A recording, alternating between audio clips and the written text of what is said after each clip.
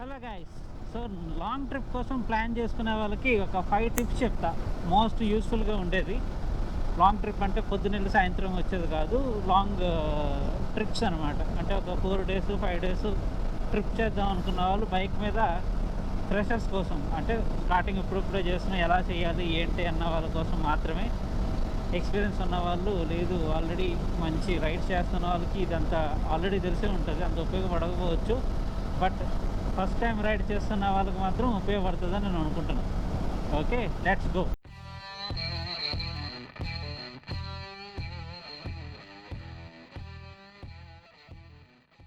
So tip number 1, first చూసుకోవాల్సింది ఏంటంటే మీ vehicle యొక్క కండిషన్. ఎందుకంటే బైక్ యొక్క కండిషన్ ఉంటేనే మీరు సక్సెస్ఫుల్గా ట్రిప్ కంప్లీట్ చేయగలుగుతారు. సో మీరు వెళ్దాం అనుకున్న ట్రిప్ ఎన్ని కిలోమీటర్స్, డైలీ అన్ని కిలోమీటర్స్. ఇప్పుడు ఒకవేళ 1 వీక్ ట్రిప్ మీరు ప్లాన్ చేశారనుకుందాం, డైలీ 600-700 కిలోమీటర్స్ ప్లాన్ చేస్తే, సో 5 డేస్ 1 వీక్ అయ్యేటప్పటికి ఒక 3000 నుంచి 4000 కిలోమీటర్స్ మధ్యలో వస్తుంది మీ టోటల్ ట్రిప్ జర్నీ, ఒకవేళ అంతా చేయగలిగింది. సో మీరు చూసుకోవాల్సింది ఏంటంటే ఫస్ట్ వెహికల్ కండిషన్లో ఉందా లేదా, ఒకవేళ ఉంటే డైలీ ఇన్ని కిలోమీటర్స్ అది కవర్ చేయగలుగుతుందా లేదా. ఎందుకంటే మార్నింగ్ 6 o'clock మీరు రైడ్స్ స్టార్ట్ చేసి నైట్ 8 o'clock 9 o'clock వరకు 60-70 స్పీడ్లో వెళ్తూ ఉండి చేస్తే ఉపయోగం ఉండదు, టైర్డ్ అయిపోతారు.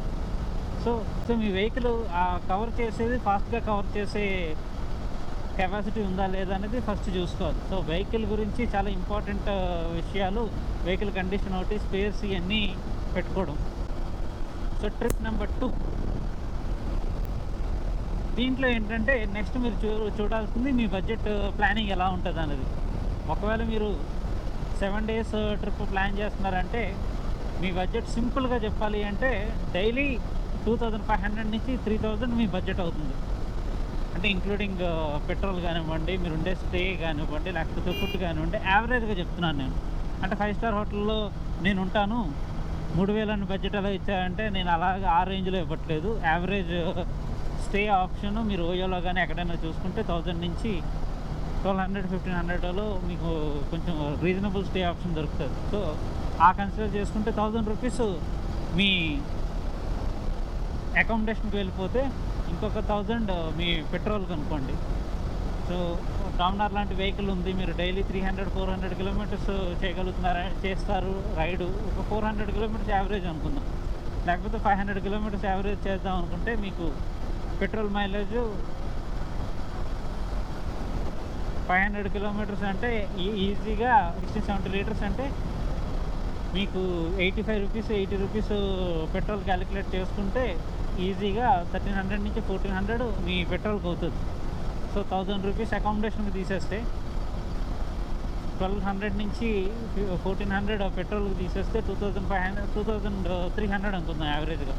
సో మిగతాది మీ ఫుడ్, మార్నింగ్ బ్రేక్ఫాస్ట్ ఏ రేంజ్లో తింటారు, మధ్యాహ్నం లంచ్ ఏ రేంజ్లో తింటారు అనేది మీరు కంప్లీట్గా సింగిల్గా ప్లాన్ చేసుకుంటే 2000-3000 లోపు అవుతుంది. సో 200-300 లోపు మీకు డిన్నర్ అండ్ లంచ్ అవుతుంది. సో అలా చూసుకుంటే మీ average trip budget per day 3000 rupees max limit ఎప్పుడు పెట్టుకోవాలి. అంటే కొన్నిసార్లు అకామిడేషన్ దగ్గర తగ్గొచ్చు పెరగచ్చు, పెట్రోల్ దగ్గర తగ్గొచ్చు పెరగచ్చు, డిస్టెన్స్ కవర్ చేసేది, ఇంకొకసారి ఫుడ్ తగ్గొచ్చు పెరగచ్చు. సో యావరేజ్గా 3000 రూపీస్ నేను క్యాలిక్యులేట్ చేస్తున్నప్పుడు అలాగే చేసుకుంటాను. సో 7 డేస్ అనుకుంటే 7 3s 21,000 మీ ట్రిప్ బడ్జెట్ కింద గుడ్డిగా వేసుకోండి. అంటే ఇంత 21,000 అవుతుందని కాదు, 21,000కి మీరు బడ్జెట్ రెడీ చేసుకోవాలి. సో మీకు ఆరాంగా ఒకవేళ ఎక్కడైనా తక్కువైనా ఎక్కువైనా లేకపోతే బండి బ్రేక్ డౌన్ వచ్చినా కూడా ఇబ్బంది లేకుండా ఉంటుంది. సో టోటల్ 7 డేస్ ట్రిప్కి మీకు 21,000 మ్యాక్సిమం బడ్జెట్ పెట్టుకుంటే ఇంకొక 4,000 బఫర్ అమౌంట్ పెట్టుకోండి. సో 25,000 మీకు ఉండాలి. అంటే 25,000 ఖర్చు అవుతుంది అని కాదు, 25,000 మీరు పెట్టుకుంటే దాంట్లో మీరు ఎంత మిగుల్చుకోగలుగుతారు ఫుడ్ దగ్గర కానీ అకామిడేషన్ దగ్గర కానీ అన్నది మీ చేతుల్లో ఉంటుంది. ఓకే, సో థర్డ్ది రూట్ ప్లాన్. మీ దగ్గర ఉన్న డేస్ ఎన్ని, అంటే ఏ రూట్ ప్లాన్ చేద్దాం అనుకుంటున్నారు. ఒకవేళ నేను ఇక్కడ నుంచి కన్యాకుమారి వెళ్ళొద్దాం అనుకుంటున్నాను, హైదరాబాద్ నుంచి కన్యాకుమారి వెళ్ళి వస్తాను అనుకుంటే హైదరాబాద్ నుంచి కన్యాకుమారి యావరేజ్గా 1200 కిలోమీటర్స్ ఎంతో ఉంది. సో 1200 కిలోమీటర్స్ అంటే మీకు పర్ డే 400 కిలోమీటర్స్ చూసుకున్నట్టయితే 3 డేస్ వెళ్ళడానికి, అక్కడి నుంచి 3 డేస్ రావడానికి సరిపోతుంది. సో మీ దగ్గర ఉన్న టోటల్ 7 డేస్లో 6 డేస్ వెళ్ళి రావడానికి. సో మీరు చూసుకోవాల్సింది ఏంటంటే వెళ్ళేటప్పుడు రూట్ ప్లాన్ ఏం చేసుకోవాలి, ఏం ప్లేసెస్ ఉన్నాయి కవర్ చేసుకోవడానికి. నైట్ స్టే నెల్లూరులో చేయొచ్చు, లేకపోతే ఒంగోలులో చేయొచ్చు, లేకపోతే ఫస్ట్ రోజు కాబట్టి చెన్నైలో కూడా చేసుకోవచ్చు. సో ఒకరోజు 400 కిలోమీటర్స్ వచ్చింది అనుకోండి, నెక్స్ట్ డే మీకు 300 కిలోమీటర్స్కి మంచి ప్లేస్ రావచ్చు. సో అలాగని చెప్పి 300 కిలోమీటర్స్ ప్లాన్ చేసుకోండి. ఆ నెక్స్ట్ డే మీకు 600 కిలోమీటర్స్ తర్వాత ఇంకొక ప్లేస్ రావచ్చు. సో దాన్ని బట్టి ఒకరోజు కిలోమీటర్స్ తగ్గినా కూడా కొంచెం ఎనర్జీ ఉంటుంది కాబట్టి నెక్స్ట్ డే అది కవర్ చేయడానికి చూసుకోవచ్చు. సో ట్రిప్ ప్లానింగ్ అలా చేసుకోవాలి ఎప్పుడైనా కూడా. సో మీకున్న డేస్ బట్టి, మీరు కవర్ చేస్తున్న డిస్టెన్స్ బట్టి ఎప్పుడైనా సరే 1 డే 2 డేస్ బఫర్ పెట్టుకోండి. నాకు 7 డేస్ ఉన్నది కాబట్టి 7 డేస్ ట్రిప్ ప్లాన్ చేసుకోవడం కాదు, ఎప్పుడైనా సరే 5 డేస్ ట్రిప్ ప్లాన్ చేసుకోవడమో లేకపోతే 6 డేస్ ట్రిప్ ప్లాన్ చేసుకోవాలి. ఎందుకంటే ఒకరోజు ఒక ప్లేస్లో ఏదైనా ప్రాబ్లం వచ్చి ఆగొచ్చు, లేకపోతే వెహికల్ ఏదైనా రిపేర్ రావచ్చు, లేదు మనకే హెల్త్ ఇష్యూ ఏదైనా రావచ్చు, లేకపోతే ఒక్కొక్క రోజు విపరీతంగా టైర్డ్ అయిపోయిన తర్వాత నెక్స్ట్ రైడ్ చేయబుద్ధి అవ్వకపోవచ్చు, లేదు ఆ ఒక ప్లేస్లోనే ఇంకొక రోజు ఉండాలనిపించవచ్చు. సో అందుకని ఎప్పుడైనా సరే బఫర్ డేస్ ఖచ్చితంగా పెట్టుకోవాలి. సో ఫోర్త్ పాయింట్లో చాలా ఇంపార్టెంట్ పెట్టుకోవాల్సింది ఏంటంటే మీరు వెహికల్తో పాటు మీరు ఏమేమి క్యారీ చేస్తున్నారనేది. అంటే లగేజ్ అనుకోండి, లేకపోతే ఏమేమి థింగ్స్ క్యారీ చేస్తారనేది.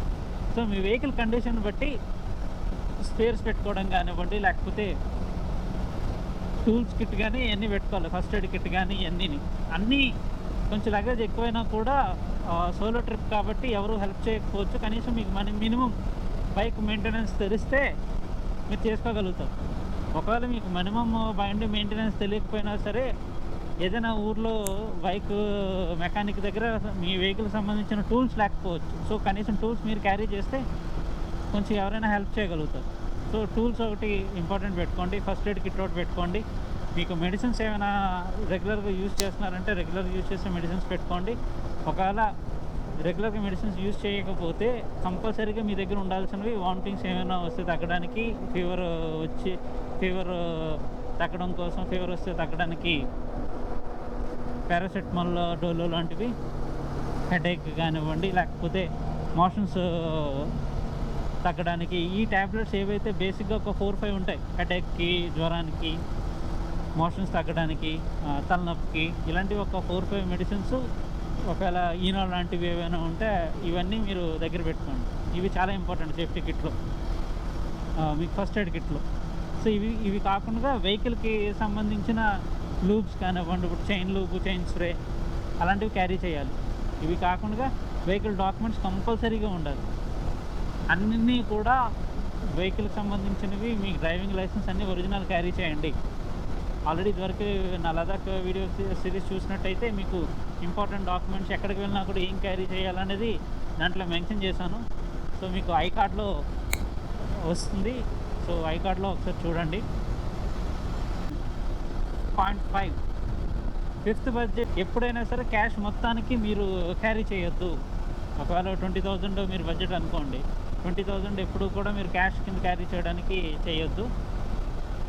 ఇంకొకటి కార్డ్లో క్యారీ చేయండి. ఇప్పుడు కోవిడ్ సిచ్యువేషన్ వల్ల క్యాష్ ట్రాన్సాక్షన్స్ తగ్గిపోయినాయి ఎలాగని. సో కార్డ్ ట్రాన్సాక్షన్స్ మ్యాక్సిమం అన్ని చోట్ల ఒప్పుకుంటున్నారు, యాక్సెప్ట్ చేస్తున్నారు. సో బఫర్ క్యాష్ మీ దగ్గర ఉండాలి. అంటే ఎమర్జెన్సీ క్యాష్ అని చెప్పి ఒక 4-5 వేలు ఎక్కడైనా మీ బ్యాగ్లో పెట్టుకోండి. అంతే 5,000 ఒక దగ్గర కాకుండా ఆ పాకెట్లో 1,000, ఈ పాకెట్లో 1,000, అలాగా ఒక 4-5,000 మీకు ఎప్పుడైనా సరే క్యాష్ లాంగ్ ట్రిప్కి వెళ్తున్నప్పుడు క్యాష్ చేతిలో ఉండాలి. లేకపోతే ఏటీఎంస్ ఉండకపోవచ్చు, సడన్గా వెహికల్ ఏదైనా రిపేర్ వస్తే అవసరం రావచ్చు. సో చాలా అవసరాలు ఉంటాయి. సో ఎప్పుడు కూడా క్యాష్ సరిపడే క్యాష్ మెయింటైన్ చేయండి.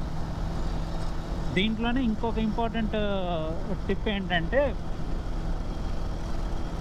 కంపల్సరీగా మీ ఫ్రెండ్స్కి కానీ లేకపోతే ఇంట్లో ఎవరికైనా సరే, లేదు మీ ఇంట్లో మీ పేరెంట్స్ కొంచెం కంగారు పడతారు అనుకుంటే మీ ఫ్రెండ్స్కి కానీ అందరికీ నోటిఫై చేయండి. ఏ రోజు ఎక్కడ ఉంటున్నారు, ఎక్కడ స్టే చేస్తున్నారు అని చెప్పి కనీసం మీ ఫ్రెండ్స్ గ్రూప్లో ఉన్నా కూడా 4-5 ఫోటోలు పెడుతూ ఈరోజు ఇక్కడికి వెళ్ళాను అని చెప్పి వాళ్ళకు కూడా నోటీస్లో ఉంటారు.